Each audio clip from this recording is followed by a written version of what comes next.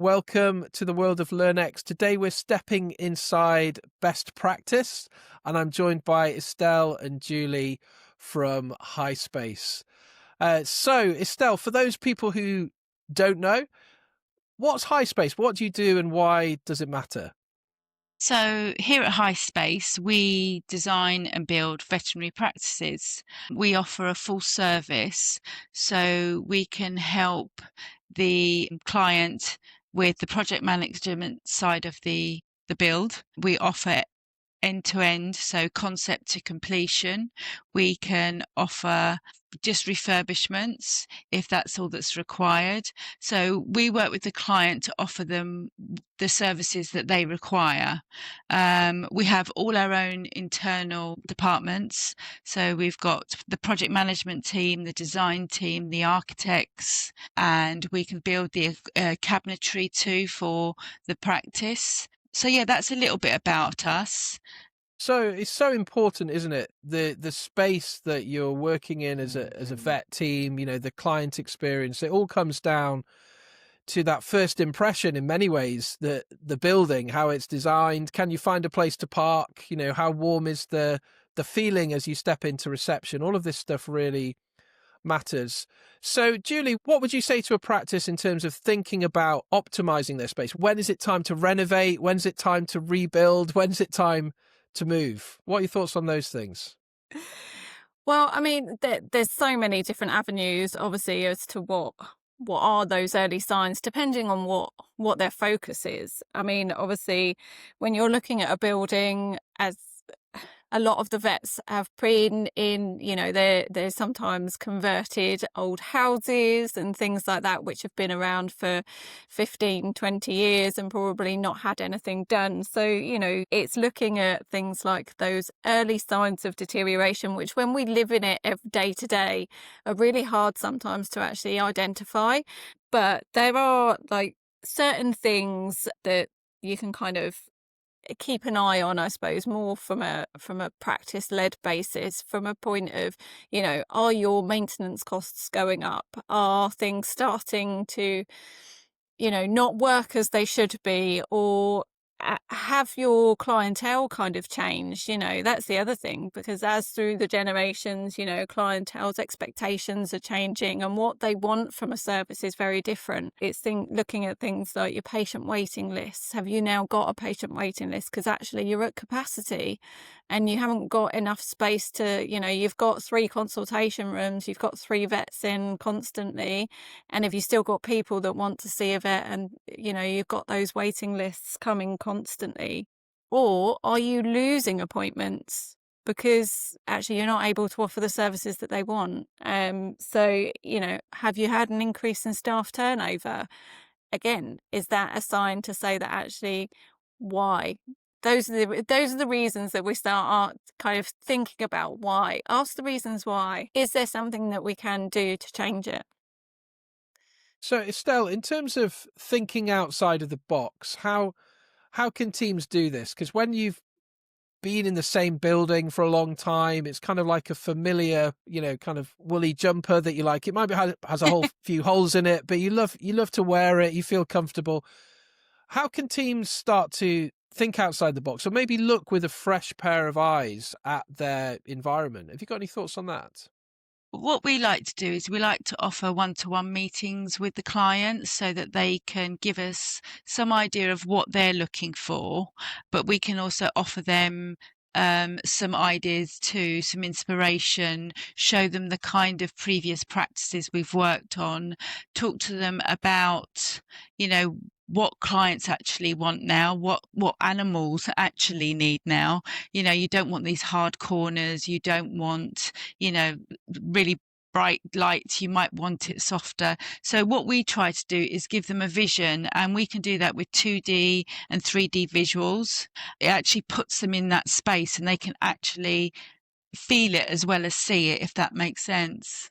Absolutely. I'm going to see a vet practice we've just started working with on Monday, and they had a 3D tour done of their building, and it Yeah. was fantastic. So I met the owner, one of the vets who owns the practice, at the London Vet Show, and I went on the website, and I was really pleased to see a a virtual tour, and I stepped into the practice, and I could Exactly. imagine that that would help someone massively when imagining a big renovation or maybe a brand new practice to see what it might be like. Exactly. When you can visualize it and actually put yourself in that area, then it really helps to understand how you can move forward and make those changes and not get stuck in that rut that you have been sitting in. Absolutely. I think it's good to, I say, think outside the box. Well, I went to see another new practice we started working with recently, and they had this really nice facility, 4 consult rooms, and in the Wow. back, I didn't know what I was going to see, but they opened the door and there's this huge area at the back of the building, and they'd started doing some new things in there. They want to eventually renovate it when their kind of waiting list goes up, Increases, yeah. but they've moved the practice manager out of one of the offices, which is now a consult room, and she's got a pod in this big kind of a bit of a cavern at the back of the building. But they're beginning the renovation work, and you could see the excitement about new possibilities in terms of structuring things. But Mm, let's address the elephant in the room here, Julie. Construction is expensive, isn't it? It can't be done. It can't be done cheaply. But what are your thoughts around how a vet practice can weigh up the cost of sticking with what they have and biting the bullet, making a change, and planning for the future? What are your thoughts around cost planning? So, I mean, there's so much obviously around budgets, and the thing is I suppose what makes us a little bit unique is we actually try and design to budget. So, you know, we know that everything has got to be profitable. So we look at it from a whole business perspective with them. So, you know, we talk through what their business plan is for the next 3 to 5 years. You know, what is it they want from the practice? Where do they see that revenue coming from? And actually what's viable, what's worth spending the money on, what's actually going to be profitable in the long run for them, what's going to help build the revenue to, like you say, because construction, you know, if you go from having nothing and you're going to build something from scratch, it's it's about knowing actually, is that going to pay, is it going to pay off?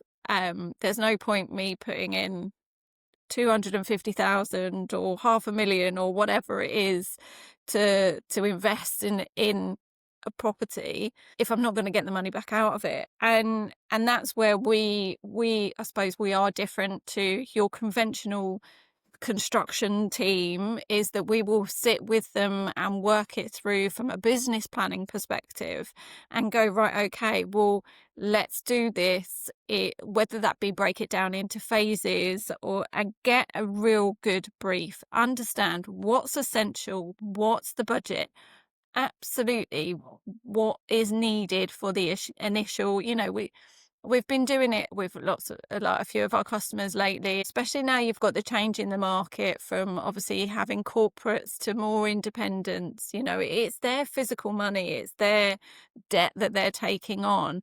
It's about really understanding, right, what's essential to get you started.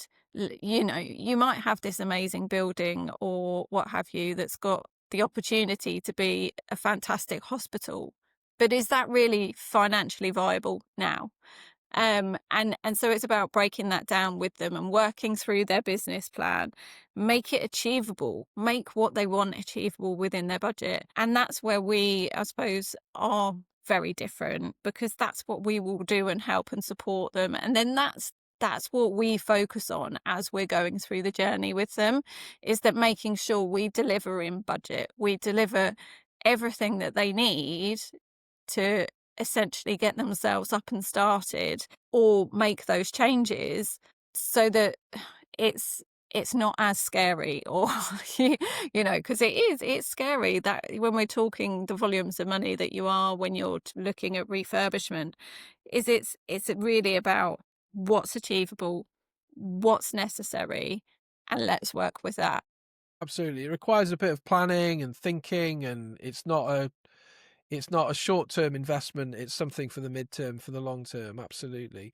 Okay, so Estelle, how would you suggest at HiSpace, you help people to look at design that changes behaviors. So ultimately, a building supports or it suppresses workflows. We worked with a practice where the pharmacy was bang in the middle of the building, and it was just a kind of thoroughfare of, you know, people just coming in and out, and the pharmacy manager was just constantly interrupted by everyone and their dog, quite literally. So how can you design your workplace to actually work? Well, one of the things that we like to do is obviously go along to site, have a look at the sort of setup that's there, but also speak to the employees. I mean, one of the ones that Judy and I went to recently was a very similar story where we went in and the pharmacy was, like you say, bang in the middle, because it was meant to be easy access to get to from all clinics to the surgery. But then you had people rushing through, and actually cabinets that were too high, people couldn't get to the top shelf, you know, items were being stacked behind each other so you couldn't get to them. So it's actually also speaking to not just the owners but the people that work there, and understanding what their wants and needs are, understanding, you know, is this area going to work for the staff as well as the clients, as well as the animals, as well as the owners? Because in an ideal world, you know, you'd go in, you'd make everything in a box effect and it would just be really easy and cheap and simple, but that might not work. So what we look at is enhancing the animal environment to start with, making sure that that's friendly, that it's welcoming for the client and their pets. Obviously, like I said earlier, we like to include smooth curves because it's been proven now that, you know, it's not good to have harsh edges. So we like to make sure that ergonomically it's pleasing, but also then to make it user friendly. So to make sure that the employer and the employee are able to work with the client, and there's less stress, basically less stress all round for everybody that's in the practice. So yeah, it's really about listening to everyone's wants and needs and seeing if we can come up with a plan that will encase all of that so that they have this smooth workflow. And I think that's one of the, you know, the key terms is a smooth workflow for the clinic. Smooth workflows and smooth edges seems to be the takeaway Mm-hmm. from that response. So you mentioned ergonomics there, Estelle, but is there a term for animal-centered design? Ergonomics is human-centered design. And how do you factor that in as veterinary specialists? I was talking with a dog sleep specialist who literally recommended, you know, if you want to understand a dog's experience, get in the kennel and see what you know the dog sees. Like how do you do that at HiSpace? How do you help to create, you know, animal-centered design? Absolutely. You have to understand the client journey at the end of the day. The client journey, whether that be the owner or the pet itself, what is their journey? From the point that they go in that door, what do they see? What do they smell? It's about really understanding the whole environment. And I suppose for me, on a more personal level, being a canine psychologist in a previous life, I guess from a dog world, that's where I come into the vet side. Is I look at it, are we a dog friendly environment? Are we a feline friendly environment? How can we make this experience the most pleasurable? It's never going to be amazing. We say it at the end of the day, going to a vet for an animal is no different than us going to the doctor. It's going to be stressful to a certain level, but how can we make it the most pleasurable it possibly can be? What are those little things that we can do differently that will actually impact them and their mentality, you know, when they're there? How can we change that environment? So it's about making sure that everything at their level, like you say, how can you see it through their eyes? And it's about going down to those lower levels, seeing what they see, making the experience for them. You know, what's their journey through the practice? How can we make it as little confusing as possible? You know, there's nothing worse than, you know, corridors everywhere or doors everywhere, and it's all very scary because you go through that door and where do I go? And then you go into a strange place. You know, how can we make those transitions nicer? a little bit more pleasurable. And yes, that will come down a little bit to the staff. Absolutely. Of course it will, because they're the ones who have got to take them on their journey. But if there's elements that we can make within the building to make that process easier, colours, things like that, smells, anything, any advice that we can give them, is just so key for that patient experience. Amazing. So I'm gonna throw a little bit of a curveball into the conversation here. We're gonna play a quick round of best practice, worst practice. So obviously our vet focused consultancy is called Best Practice. We want to help teams achieve best practice in their practice. And one of the best ways of thinking about achieving best practice, in my mind, as an abstract creative thinker, is to think about the worst possible scenarios and the most dysfunctional, chaotic environments that we could do. So who wants to come up with the overview of best practice, and who wants to do worst practice? I'll let Estelle, I'll let you choose. Do you want to paint the best practice or the worst practice? I think I'll do best practice. Amazing. All right, let's start with you. So describe the best practice then, Estelle, and from the perspective of a team, from the perspective of a client coming in, what could you expect if your environment, if your building is the best that it could be? I mean, in an ideal world, you'd have parking outside so that you could then bring the animal, if you're bringing in, for instance, felines and you're having to carry them in, or poorly dogs, that there is somewhere comfortable and not too far away to park. Good accessibility when you walk into the practice. Obviously, if in an ideal world, again, it would all be on the one level, so that you would have, if there was a person in a wheelchair, they'd be able to get access to. So a nice open space when you arrive. A couple I've seen recently, so you'd have lovely clean floors that are completely wipeable and easy to keep clean. Not too high, but not too low seating, so that if your animal wants to sit with you, they can. Kennels for dogs to sit in, so that they can, if they're nervous, they can sit in a confined environment. Feline seating areas separately, obviously, with seating where you can sit down and have your cat in the basket next to you. So seated areas separate. And then friendly staff, welcoming staff. I think that's so important.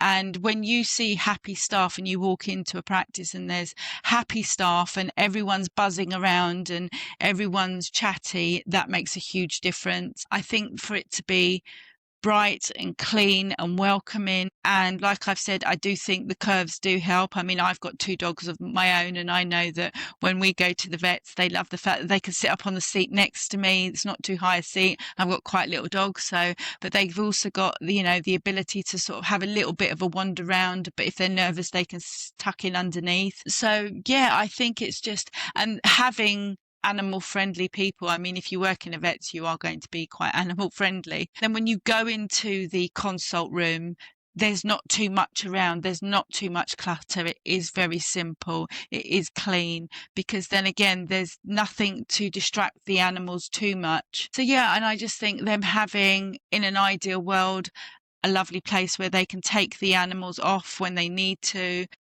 We have now sort of speaking with the practice where you can, for the client's point of view, you can watch the animal being taken off. So they've got glass that turns from clear to frosted, but being able to see your animal taken off, because that can put you at ease, especially if the animal's not well or going in for surgery. And having a quiet room, that's quite important too. Having a quiet area for the client if anything bad should happen. So yeah, I think in best practice, that would be how me as a company, but also me as an owner, would want to see the practice set up.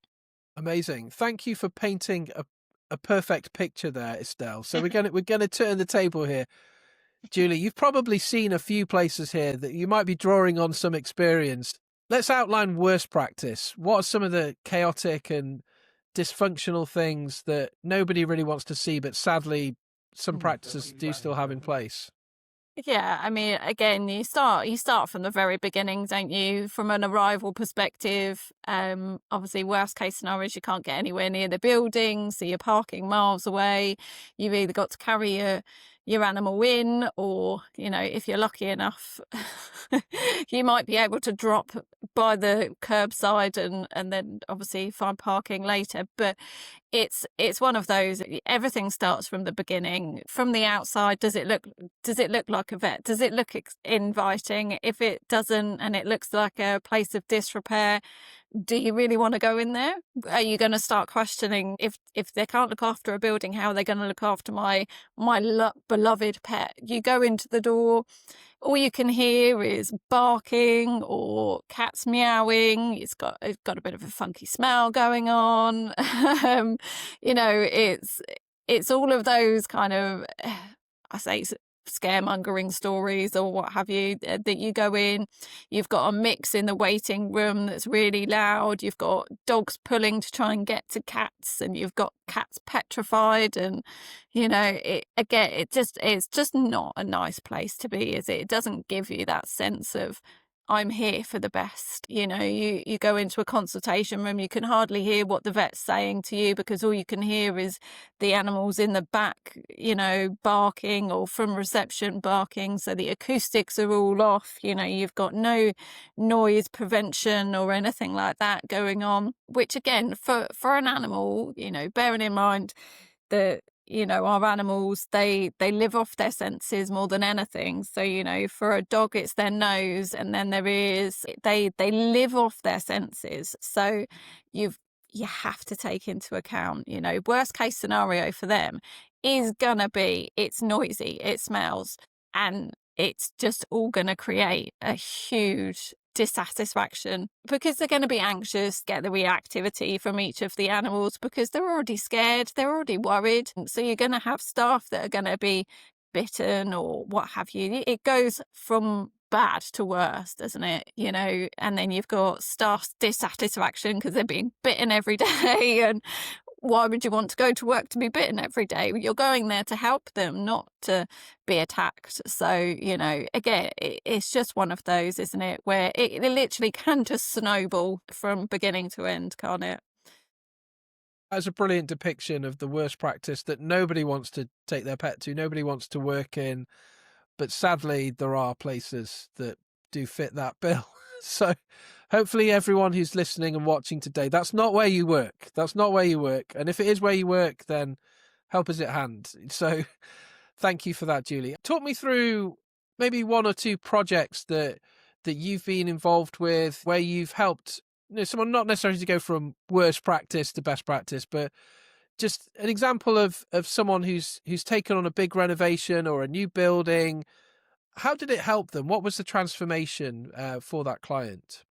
So recently we've been doing a great project actually with Snowy Vets. Guy, the owner, has worked in a corporate and decided that actually now's his time to come out and do his own independent, because he feels that he can offer the market something more than what the corporates can. Absolutely amazing. Very, very limited budget. Being a single vet starting out on your own has got this great opportunity. Couldn't necessarily find the perfect building. So, you know, he's taken a bit of an opportunity, if you like, on getting an industrial unit, and we are basically converting it into a veterinary practice. So there's so many things that obviously potentially as someone that doesn't work in the industry, you don't take into consideration. Warehouses, they are generally single skin, very good at keeping the warm air in and the cold air out. So, you know, for everything from, you know, the insulation to how high the roofs are, and how are you going to convert what was a warehouse into a usable practice, is kind of where we came in, but within a very limited budget. So we've worked through with them, obviously, again, like we've said, about obviously going through their business plan with them, talking about actually with what you've got as a budget to start, what can we achieve, what's essential, how do we make that work. Obviously looking at it also from okay, in the next sort of maybe 5 years, you're going to then expand or, you know, do the next phases? How can we make that an easy transition that's not going to then impact the day-to-day running of the business that you've already got open, and all of those things? We've worked through with them this really lovely plan, and now that we're on site, you know, you can just see it from what was, he knows what he wanted, but he just had no idea how to get there. And we've kind of taken him on that journey, and, you know, we've got walls going up, and it's all, you know, just seeing the excitement coming to life with them, of, you know, as it's all coming together, that it's just exciting to be able to make that happen for somebody. And I suppose that's where our job satisfaction comes in, is, you know, you've got somebody that's got a vision, and that's what they are 9 times out of 10. It's a vision, an idea, a concept, and we make it a reality for them. And seeing that reality, and as it comes along through the journey, you can just see within them that it's like, oh my God, I never actually thought this was possible, and it actually is. So yeah, very, very exciting. Lots of obviously aspects coming in, and lots to juggle with them. But I think for them, it's knowing that they've got someone that's got their back. You know, we're there to make sure that this happens for them, and it happens and it works perfectly, and they get what they need and what they want out of it. And we take away all that kind of day-to-day stress that, you know, you would potentially have if you were trying to do it yourself, or get local builders in. With the interior designers, they've got the design that they want, and again, it's, you know, it's about picking the aesthetics for them, making it what they want, so it's personalized to them, giving them that exact dream that they want, but making sure it's within budget, which is really hard to do. You know, we can all sit there and go, yeah, I want marble this, or, but actually, is that achievable? Is it affordable? But yeah, just taking them on that journey, and actually giving them that deliverable product is, yeah, it's just amazing. Fantastic. So what would you say, Estelle, to a team who's going through a renovation? What kind of advice do you give when half of the building is utter chaos, and you've got renovation happening, there's building work happening, there might be a little bit of drilling now and again, but you're also having to keep the practice ticking over, and the clients looked after, and the bills being paid as well. What kind of advice do you give to clients as they're going through that kind of transition and journey? So if we're doing a refurbishment while they want to keep the practice open, we will try and work with them outside of working hours. So any of the noise disruption is done when they're not working. So we are very mindful as a company of that. So we will offer out of our services so that they're not disturbed in that way. Obviously, if they're on a very tight timeline and a very tight budget, and they want it done within a short period of time, then what we would recommend to them is we'd give them a schedule of works so that they could work around those stressful times. So we meet with them weekly to make sure that they are aware of what's going on at what point, so that they can then work their diaries around let's say the noise disruption or any other disruption that's going to affect their working day. We're very mindful of the fact that we understand that practices need to be kept open while they're having works done, but we will try and accommodate their needs by working around them. So yeah, I think as a company we're very mindful. Some great thoughts there. It's good to imagine what the transition might look like, how it might affect you, how it could be disruptive. But as Julie was saying, you know, you've got to have the end in mind. I'm taken back to kind of Grand Designs. I've watched many episodes of Grand Designs, and it always rains. You know, when you're doing a new building, it's usually the wife gets pregnant unexpectedly. You know, there's all kinds of things that happen. But at the end, when Kevin MacLeod comes back round, there's just that incredible sense of satisfaction of, we dreamed this. It's never always going to be 100% smooth running. But when you get there, you're so glad you did it. You wouldn't change it well, you wouldn't change it for the world. What about the future of veterinary practice, Julie? I was with a practice a few days ago. They were showing me some new equipment they had, and it used to be a case they had to run a much clunkier process. There's things they can now do in house that they couldn't have dreamed of doing a few years ago with AI and in terms of diagnostics and new equipment. What might the actual physical buildings look like as we enter a kind of new stage of technology? What might change in terms of environments for veterinary practices? Well, I think from an environmental point of view, because a lot of this equipment is coming down into smaller sizes. I used to think of like having to do referrals to somewhere to do a CT, for instance, or what have you, because they're just huge, massive machines. But with the advances of technology, some of these equipments are now getting smaller, which is ideal. And like you say, there's a lot more available to them, especially around diagnostics now. So those rooms are, should we say, getting smaller to what they used to be. So they're able to offer more within a smaller spacing, which is obviously better. And it's giving the vets more opportunity to actually offer those what would have been more specialist referrals of times gone, which again, it just helps them bring those additional revenue schemes back into the business. And, from a longevity point of view, where it possibly was always only ever corporates that could afford to do this, it's giving the independents their opportunity to go, do you know what, I can do this, and I've got a way that I can do it now. Amazing. Well, I've learned so much through this conversation about the work you do and the way in which you do it as well. It's clear it's a very thought out process. I've come across all sorts of different builders in my time, from those who are, fastidious and very detailed and like to do the drawings, from others who literally just like show me the wall and, I'll knock it down. It seems like you've got a really good process and there's some really good takeaways for people thinking about renovations or new buildings. But I'll come to each of you here. Just in summary, what do you think practice owners need to be very mindful of as they plan their futures? Well, Julie and I were talking about this earlier, and one of the things that we both said was don't try and do it yourself. It is a headache.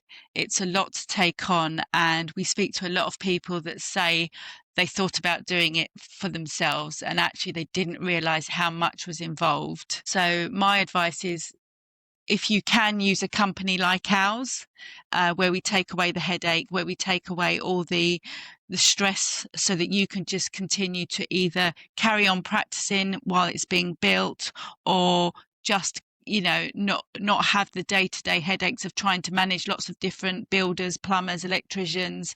We've got it all under one roof. So my take on it, if I could give one piece of advice, is don't try and do it yourself, because it is so stressful. If you think about doing your own home, it's stressful enough. Imagine doing it tenfold. So that would be my one piece of advice. And how about you, Julie? What's the takeaway you'd like to have vet practice owners and vet teams have from this time speaking? Like Estelle said, we very much have kind of talked about this as to why. The takeaway is exactly the same, but I suppose my slightly take on it is I would never try and be a vet. A vet has gone to university. They are skilled in what they do. That's what they're there to do. I would never try and do that. And to me, sometimes it seems a little bit insane when people go, I'm just going to build I'm just going to change my practice. I'm going to build this and I'm going to change that to it. And you're like, okay, I mean, that's great, but what gives you the, the skill to do that? This is what we do. We live it, we breathe it every day. This is what we do. This is where our passions lie, where our skills, our knowledge is. And let the people that know better do the job. Otherwise, what you'll come across is more stress, more heartache, spending money for money's sake, and actually potentially not even getting the end result that you wanted. to me, again, it's just like if your passion is supporting your animals and being a vet and doing the best that you can, why would you not want someone to do that for you, whatever that be? You know, we would never try and tell someone to do something from a software perspective. That's not our bag. We don't know. We can give you ideas as to absolutely who is the best in the market. Absolutely, of course. But we are good at what we do. We are, you know, that's what we would say is use the people in every given market to make your business, what you want to achieve as a vet, the best. Thank you so much, Estelle and Julie, for joining. For those of you watching and listening, if you're part of the Best Practice Summit, do head over to the LearnX platform. We've got some really great reflective questions for you to work through. Make sure you post a comment on the reflection questions if you're wanting your certificate of attendance. And thanks again, Estelle and Julie and all the team at HiSpace for joining us today. Thank you.